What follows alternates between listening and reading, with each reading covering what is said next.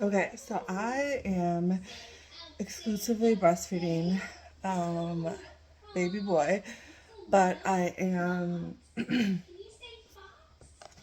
still like pumping because I have an oversupply. And right now I am using the ladybug. So if you don't know what this is, it suctions to your nipple. And then, so say you're feeding baby on one side, you put this on the other side and it collects milk um, from your letdown. The other thing I'm doing is I'm only doing like maybe 2 to 3 pumps a day because he's breastfeeding plenty. But I have a wearable pump. This is the top of it, and that just fits in my bra. And then I also am using the Medela hand pump. So, like, let's say at night he went a while without feeding.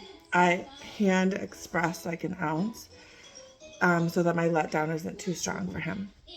So I thought I would just show you um, if you're exclusively pumping or breastfeeding, or even just catching milk while you breastfeed, kind of just what I do. So I have all of these full from the last like day or two, and once all of these are full, I have a shelf in my fridge right here that is just for breast milk. I try to keep it separate. So like same within the freezer, I have a shelf at the bottom that is just for breast milk. And so I have a container, just a plastic container. And what I do is, I'm going to show you. So your milk is going to separate at the top. So you want to take your hands, don't shake it. You want to just kind of roll it between your hands to help get that stuff off the side of the bottle. Alright.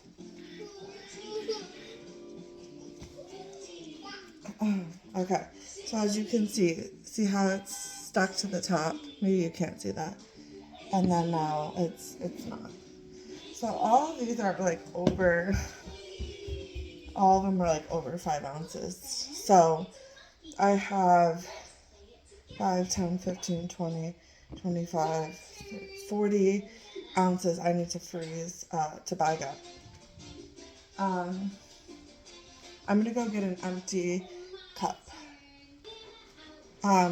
So you want something to measure.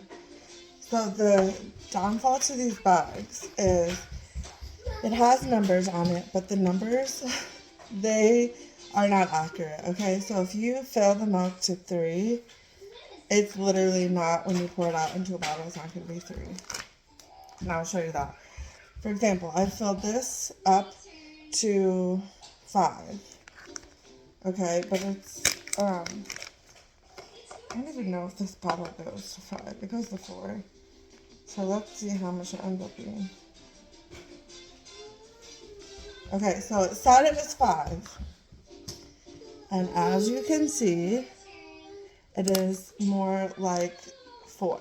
So what I'm going to do is, now that I know exactly how much is in there, I'm going to pour it back in. And this was milk that I just collected from my ladybug. So then you're going to take the bag on the edge of the counter, let the milk hang off. Let me show you. Like that. Okay? And you're going to get all the air out and then push the Ziploc part down. Okay? Then you have it like this. Then you're going to flip it over and write the date. So this is from last night. And then you're going to do, this is 4 ounces. And then when it says time, I never remember the exact time. So I just put AM or PM, or if it's mixed milk, then you're going to take this container, and the reason you want to do this is so that the milk is flat when you're freezing it. And then I leave the little tab up on the side. Okay? So we're going to do the same thing with this milk that we, and so these ones, this is from Tuesday, and Tuesday AM. So I know I can put that on there. Like, I know what the date is. So I'm doing 3 to 4 ounce bags. Do not, in my opinion, do not do more than that, because the baby most likely, this is AM, is not going to eat more than 3 ounces in a feeding for a while. And so what happens is, if you bag up too much, then you have to unfreeze a 5-6 ounce bag. And what if the baby doesn't drink that? I would rather unfreeze 3 ounces and then go back for more. Okay, so then I'm going to lay this flat in the opposite direction. I like that. And then I'm just going to keep alternating. So this right here is about a little over 3 ounces. 3.5. That's fine. We're going to do 3.5 ounces. This is AM.